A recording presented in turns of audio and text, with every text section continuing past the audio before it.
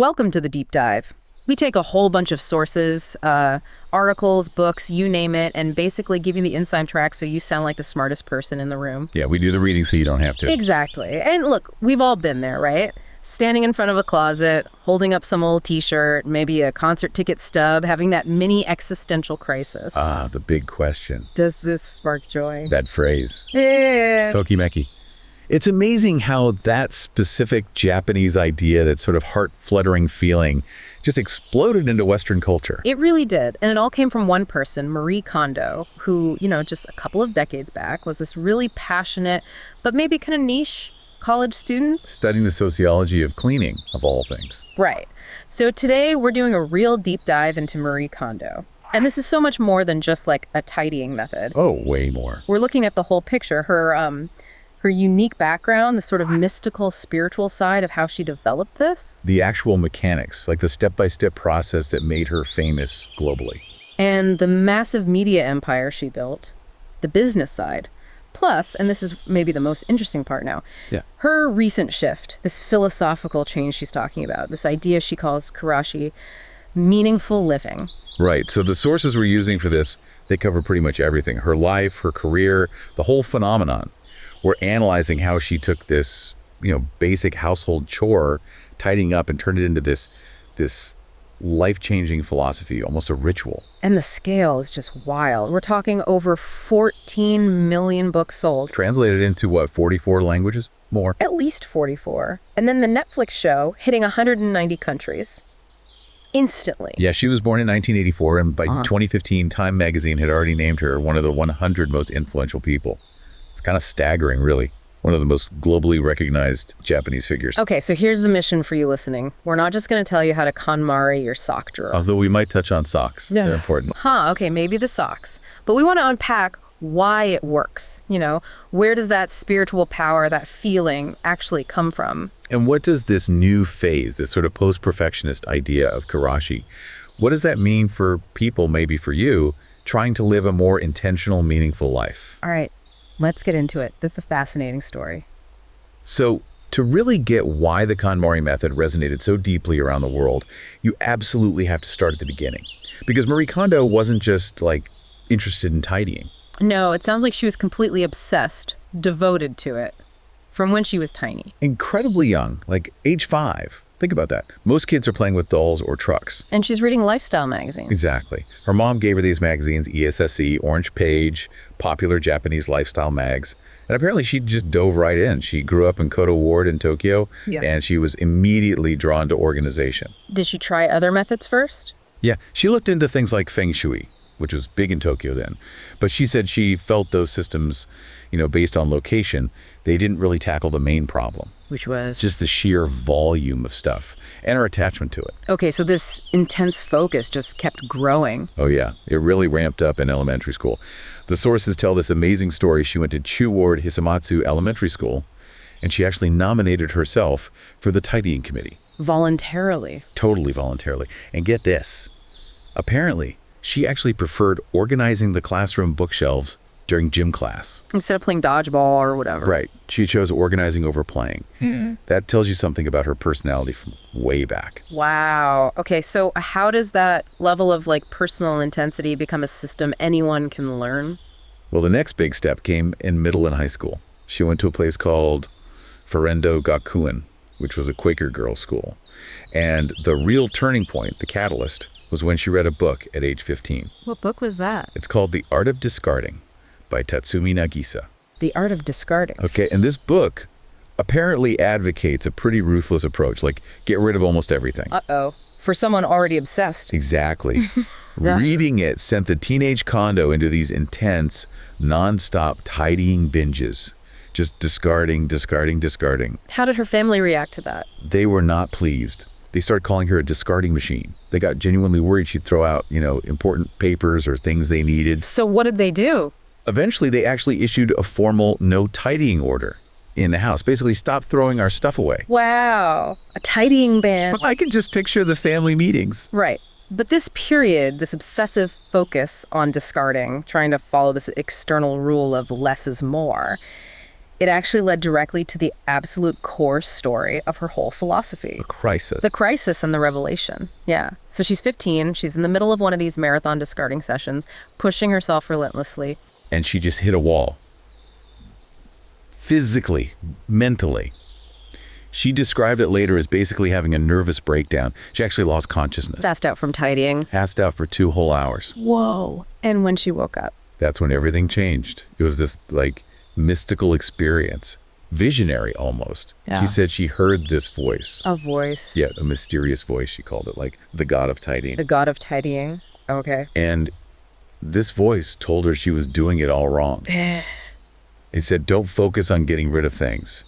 Instead, look closely at the objects. Look at them. Yeah.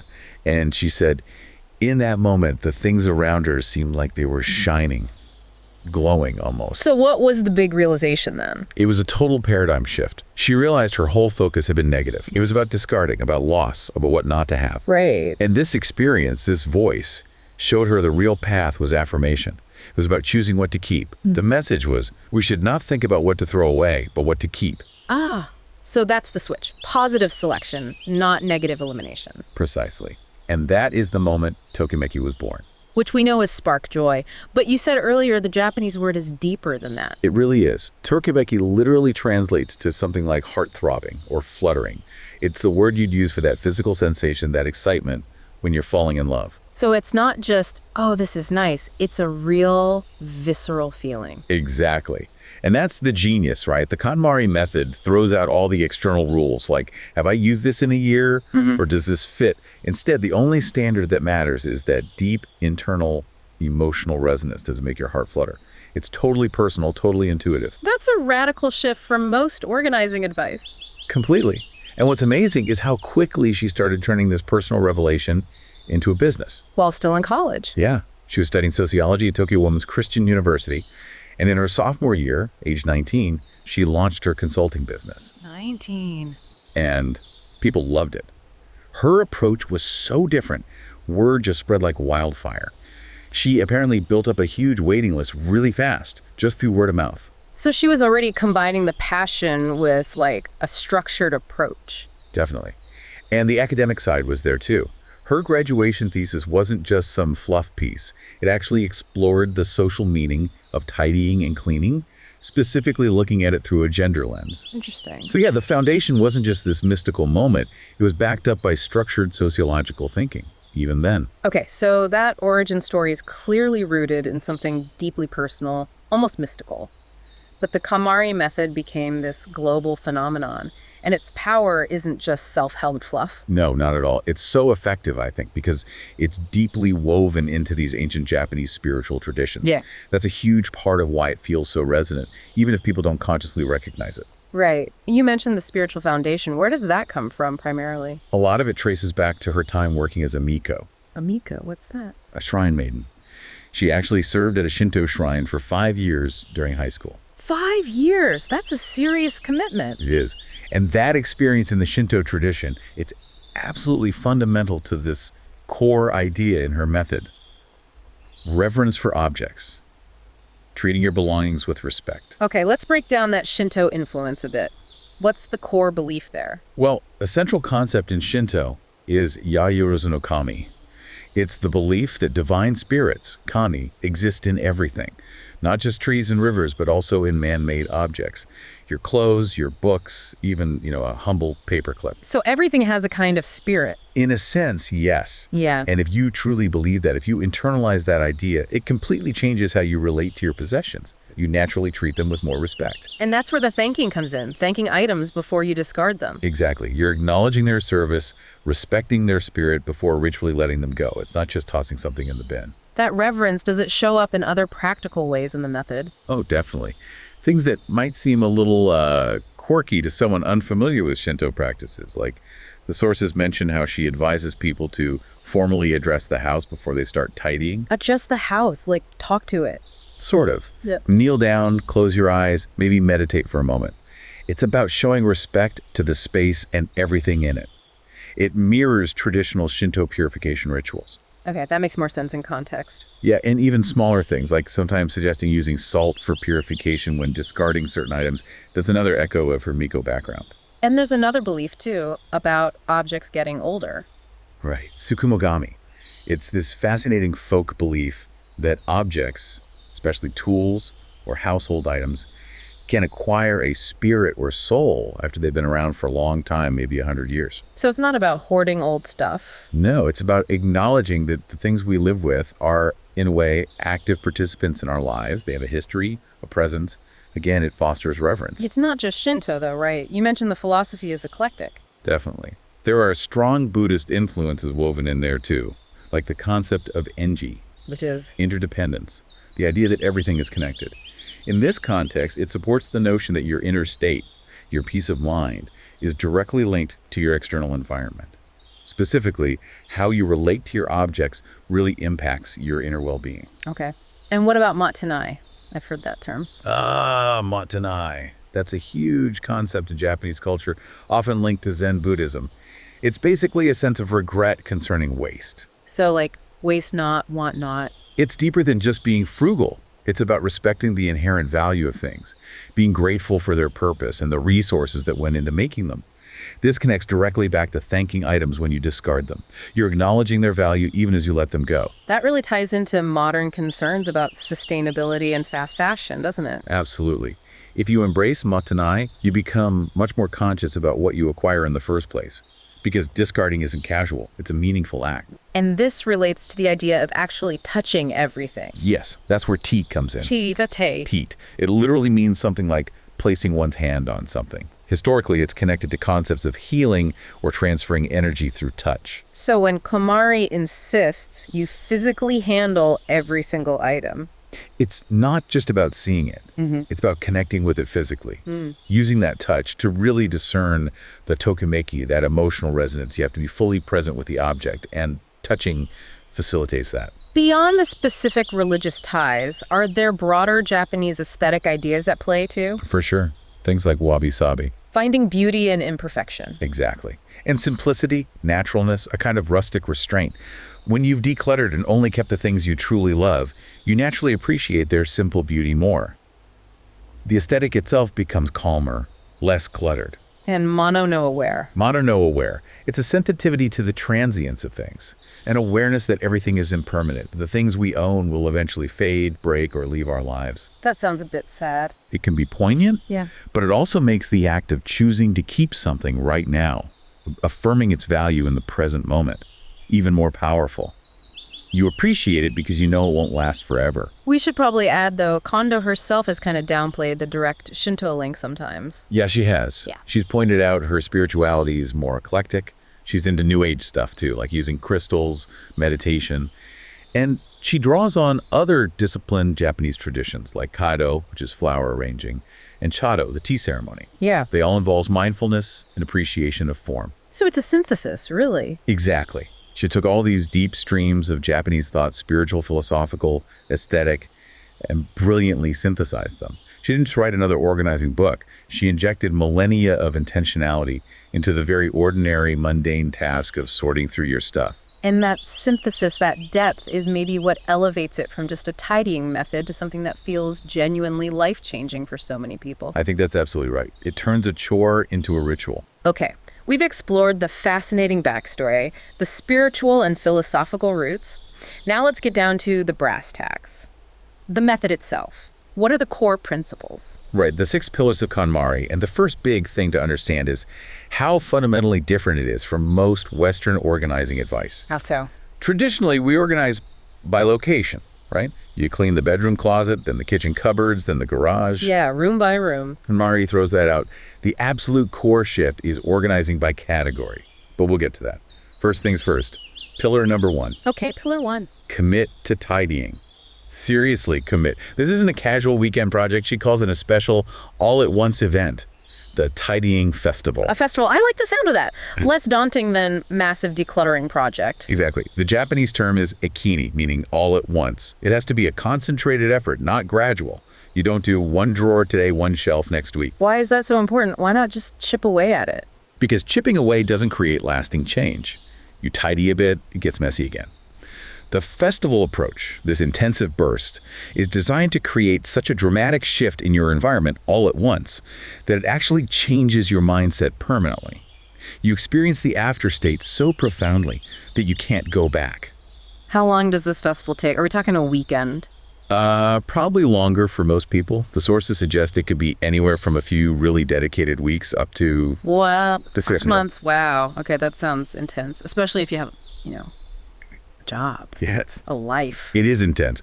But the argument is that the upfront investment, that short-term, massive effort, pays off in the long run because you only have to do it once. Yeah. If you do it right, the rebound effect, the clutter creeping back in, doesn't happen. Okay, so commit fully. Make it an event. What's pillar 2? Imagine your ideal lifestyle.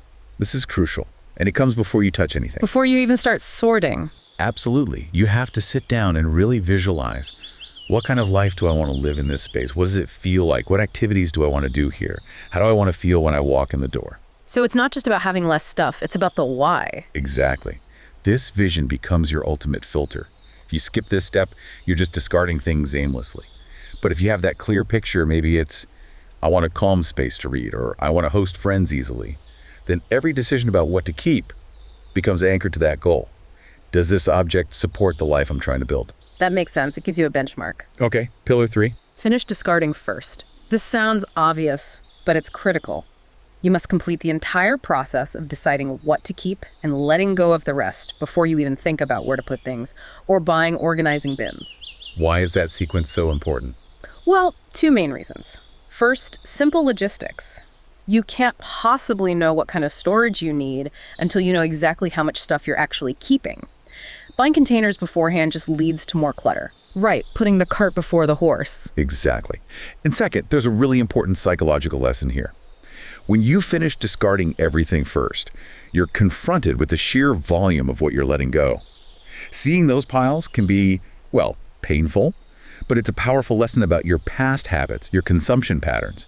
It makes you think twice before buying unnecessary stuff in the future. A bit of tough love from your discard pile. Kinda, yeah. Okay, pillar 4. This is the revolutionary one. The category thing. Tidy by category, not location. This is the absolute game changer.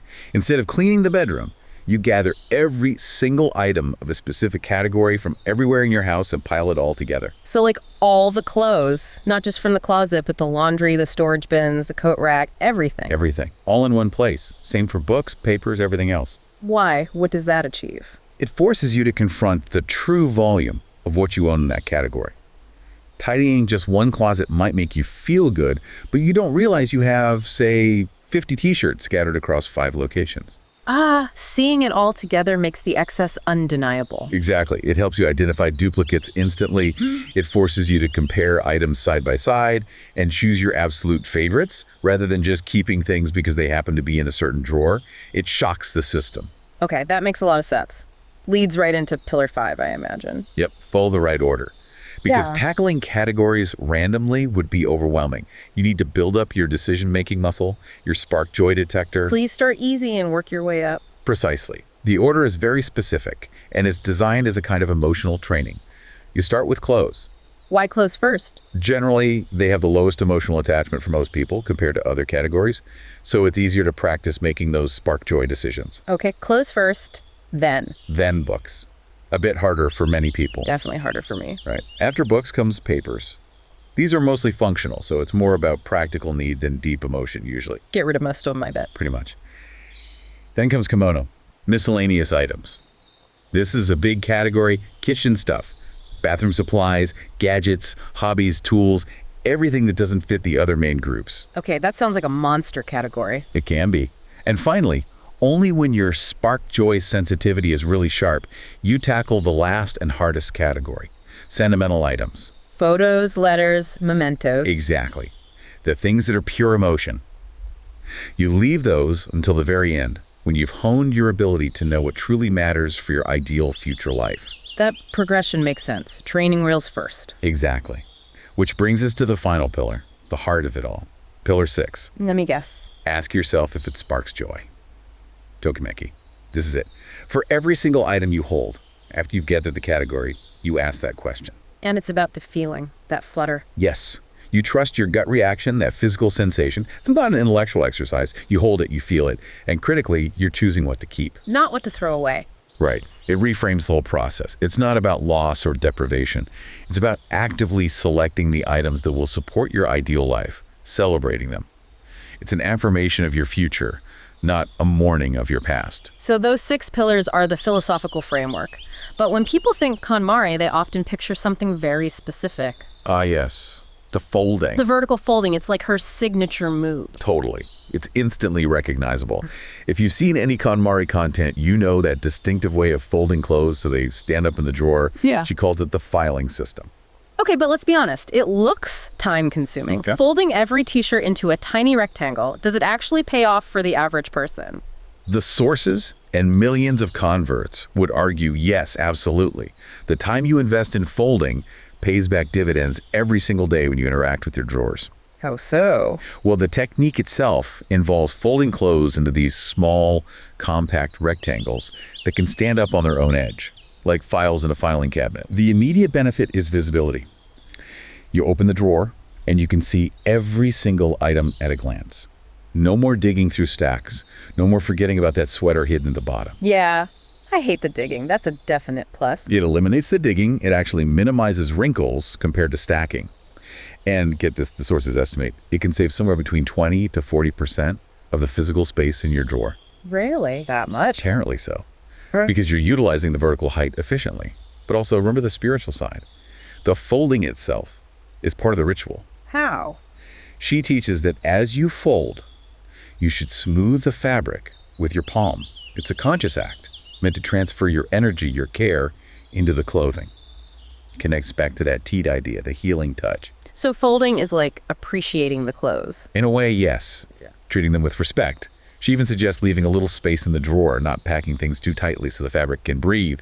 Again, treating the clothes almost like living things. Okay, now we have to talk about the most famous, maybe infamous rule. The sock rule. Ah, the socks. Yes. The rule is absolutely clear. You must never ball up your socks. Never. But everyone does that. KonMari says no. The reasoning, according to the sources, is that rolling them into a ball stretches out the elastic, puts constant tension on the fabric. It's stressful for the sock. It shortens their lifespan. Stressful for the sock. I love it. So what do you do instead? You fold them gently into a neat little rectangle package, just like your shirts, so they can rest in the drawer in their natural, relaxed state. Wow, that level of detail is intense. It really speaks to that reverence for objects, doesn't it? It really does, even for something as humble as a sock. What about hanging clothes? Is there a special system there too? Oh, yes. Equally rigorous. First, you organize hanging items by category, obviously. Right. Then, within each category, there's the specific visual flow you're aiming for. It often ends up looking like an upward sloping line or curve in the closet, rising to the right. How do you achieve that? By arranging things, first by color darks on the left, moving to lights on the right, then by length, long garments on the left, shorter ones on the right, and finally by material, heavy fabrics to lighter fabrics. Dark to light, long to short, heavy to light. Got it. What's the purpose? Just aesthetics? The visual calm is definitely part of it, but the underlying principle is also functional. All the items that spark joy should be visible and accessible all year round. She's generally against boxing things up for seasonal storage. If it sparks joy, you should be able to see it and access it easily. No more swapping summer and winter wardrobes. Interesting. Okay, so this method, with its unique folding and philosophy, it starts gaining traction in Japan. But how did it absolutely explode globally? It was the book, wasn't it? The life-changing magic of tidying up. That was the rocket fuel. It came out in Japan in 2011 and was already a huge hit there. Sold over 1 million copies, even got turned into a TV drama in 2013. But then came the English translation. Yeah, 2014. And it wasn't just a bestseller in the US, it was a phenomenon. Total domination. How dominant are we talking? It hit #1 on the New York Times bestseller list. And it stayed on that list for, wait for it, 146 total weeks. Wow, that's almost 3 years. Including 98 consecutive weeks on the list. And 68 of those weeks, more than a year, it was sitting at #1. It was unbelievable. How many copies did that first book sell back then? Globally, around that time, it had already passed 8 million copies. It prompted CNN to call it one of the most influential books of the decade. It just tapped into something huge. And she followed it up, right? with more books. Oh, yeah. Spark Joy came out in 2016, and that one had all the detailed illustrations, the folding guides people were desperate for. Then she did Joy at Work, applying the principles to the office. The total sales across all her books now are way over 14 million copies. It's incredible. But with that kind of massive fame, there must have been pushback, right? Critiques. Absolutely. And we should definitely cover those impartially. Some aspects really rubbed Western readers the wrong way or raised valid questions. What was the biggest controversy? Probably the book thing. Her advice to drastically minimize your book collection caused an absolute firestorm, especially on platforms like Twitter. Why books specifically? Well, she apparently keeps only about 30 books herself. And for people who see their books not just as objects, but as part of their identity, their intellectual history, the idea of getting rid of most of them felt like a personal attack. Like she was asking them to discard their brain. Yeah, I can see that. It's not just about clutter for book lovers. Exactly. The debate wasn't really about tidiness. It was about what books represent. Status, knowledge, memory. What other criticisms came up? Accessibility was another big one. Critics pointed out that the method requires a significant time commitment, that tidying festival can be really hard to manage if you're working multiple jobs, have young kids, or lack support. And maybe the need for nice matching containers adds cost. Right. Concerns were raised that it might be difficult or even exclusionary for people with lower incomes who might not have the time, energy, or resources to implement it fully, or feel pressured to buy specific storage solutions. And then there were the, let's call them spiritual quirks. Yeah. For some Western audiences, the Shinto influence parts, literally talking to your belongings, thanking your socks for their hard work, just seemed really eccentric.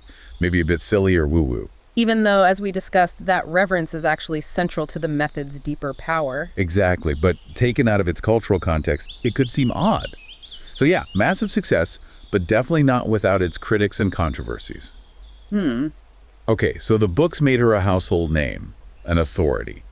But the thing that really blasted her into the stratosphere, made her a global cultural icon, was Netflix. Right, Tidying Up with Marie Kondo. That show landed on January 1st, 2019. Perfect timing for New Year's resolutions. Absolutely perfect timing. And it wasn't just released in a few countries, it dropped simultaneously in 190 countries worldwide.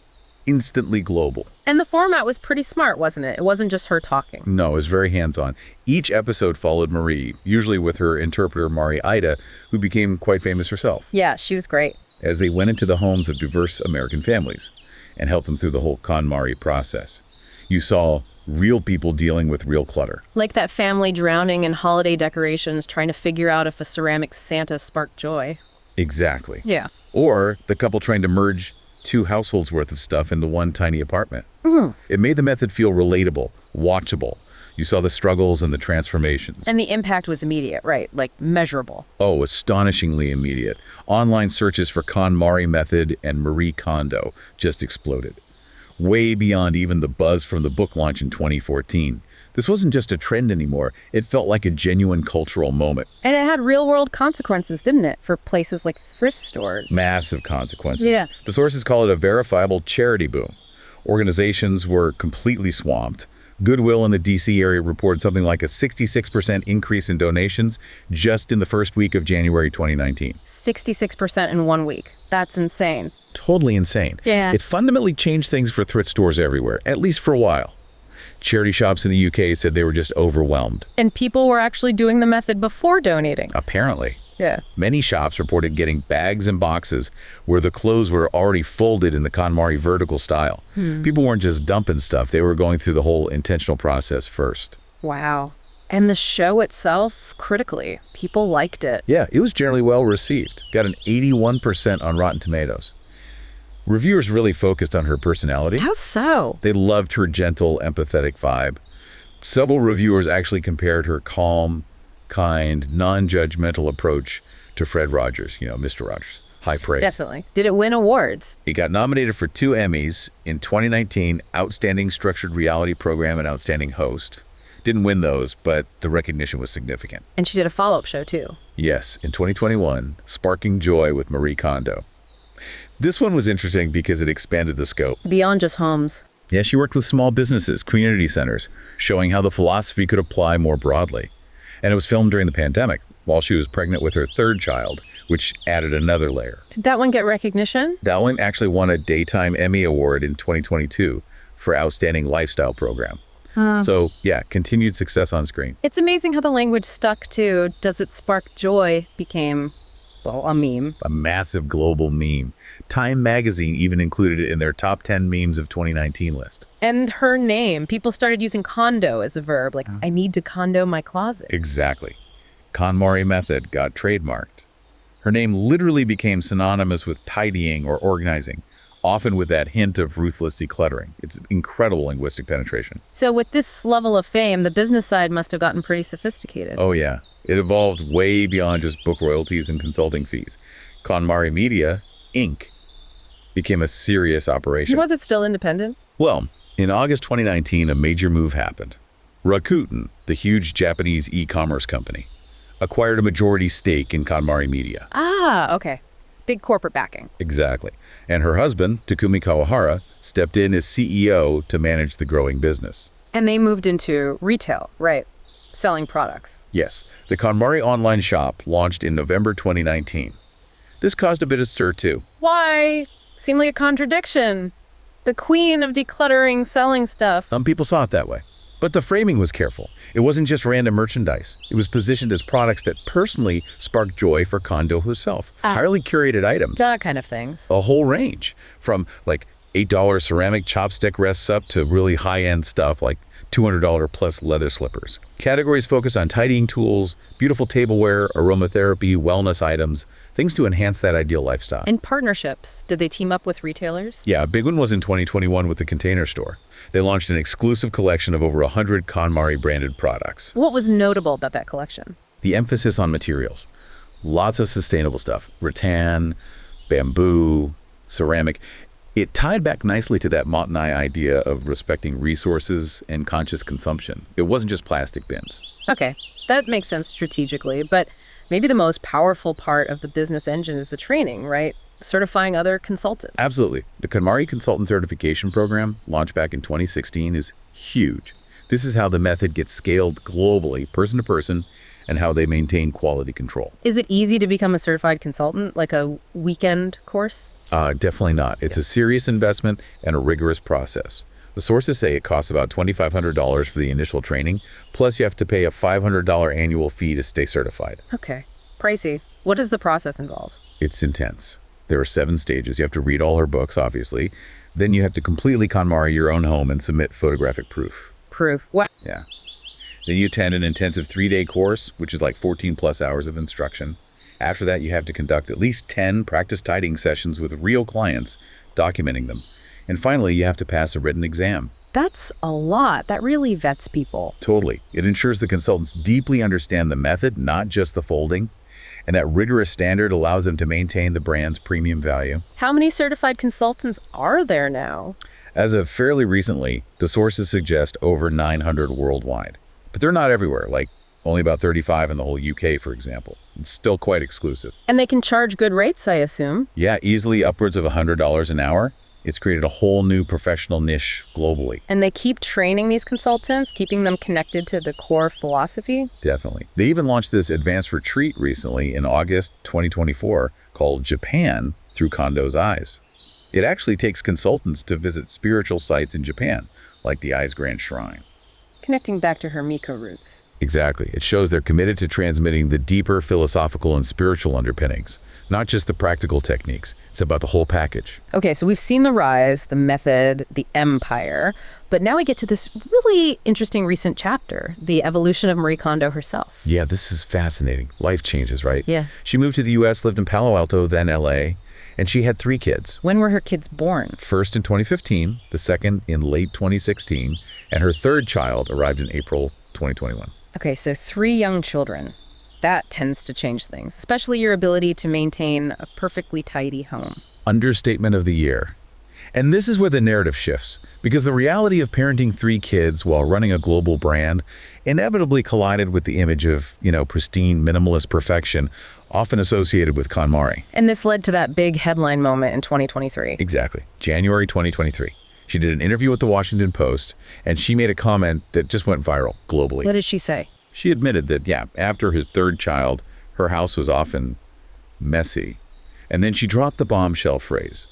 She said she had kind of given up on keeping it perfectly tidy all the time, but she added, in a good way.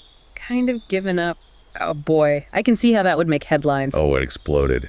KonMari gives up on tidying. The headlines wrote themselves. It seemed like this huge contradiction, maybe even hypocrisy, undermining her whole brand. But was that the full story? What was the good way part about? That's the crucial part. If you look at the full context of the quote, it wasn't about abandoning her philosophy. It was about philosophical maturation. Her next sentence was something like, the way I am spending my time in this phase of my life is the right way for me. Ah, so it was about priorities shifting. Exactly. She was saying that right now, with 3 young kids, rigidly chasing perfect organization wasn't the most important thing. Prioritizing family time, presence, maybe accepting a bit of messiness, that was the right way for her current life stage. It was about choosing meaningful living over organizational perfectionism. And this shift has a name. You mentioned Karashi. Yes.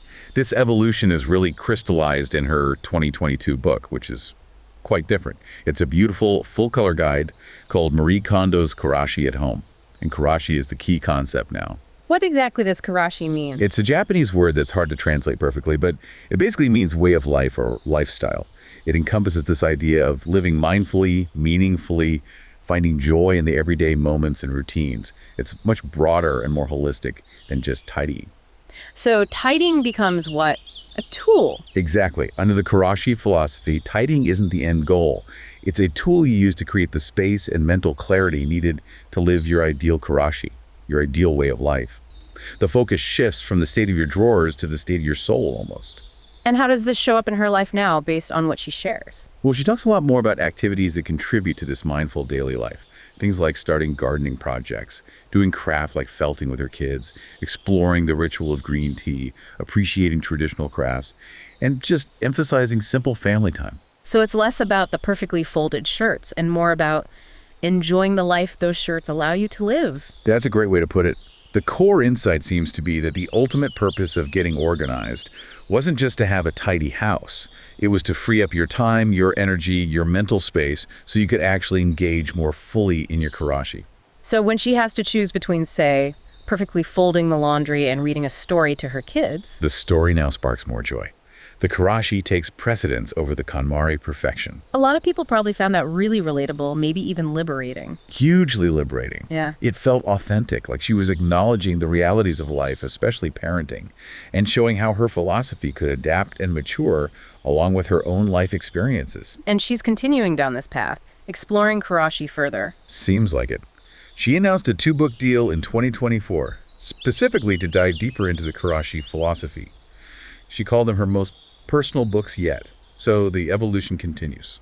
It's interesting, her influence is still massive, even with this shift. Oh, absolutely.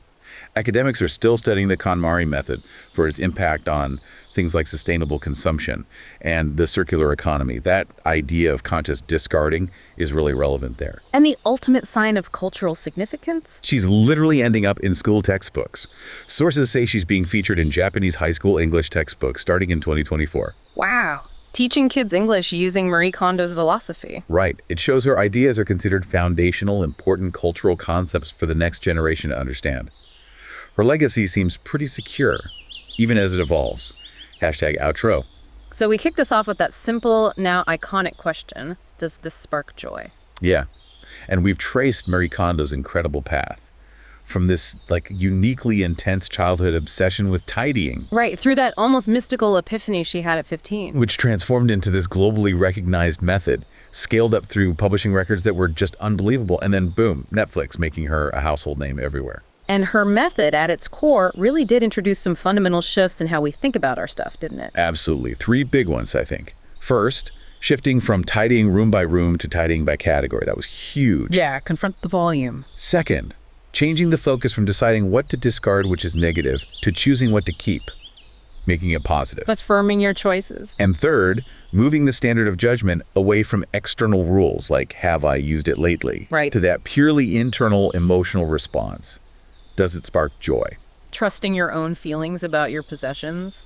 Radical, really. But as we've seen, the journey didn't stop there. She's taken herself and her followers towards this broader, maybe deeper idea of Karashi. Meaningful living. Right. And maybe the real power of KonMari, especially now, isn't just the folding technique, or achieving that perfect minimalist look. What is it then? It's that it offers this simple, universal framework for making decisions. Not just about stuff, but about anything in your life. Asking that basic question, does this serve the life I actually want to live? The Tidying Festival wasn't just about the house, it was about designing your life. Exactly. Yeah. It gives you a process to consciously build that life you visualized back in Pillar 2. And maybe the best sign that this philosophy has really matured is Kondo herself. How so? By evolving beyond that image of rigid perfectionism. By acknowledging that real life, especially with family, means sometimes prioritizing being present over having perfectly polished surfaces. Yeah. That messy can be okay if it's for the right reasons. Okay, so here's the final thought we want to leave you with, something to chew on. Yeah. If Marie Kondo, the world's tidying guru, the icon of organization, can publicly say, yeah, my house is messy sometimes because she's choosing to prioritize her family, her karashi, her meaningful life, then maybe the deepest, most truly joyful realization we can take from all this is that the ultimate goal isn't achieving perfect, sterile order. Maybe the goal is simply creating the freedom, the space in our homes and our heads to choose what's genuinely important to us in any given moment. So the final question isn't just about your stuff. Right. What non-essential thing, maybe an object, maybe an obligation, maybe even a mindset are you holding on to right now? What clutter is getting in the way of you living your ideal life, your own version of karashi starting today?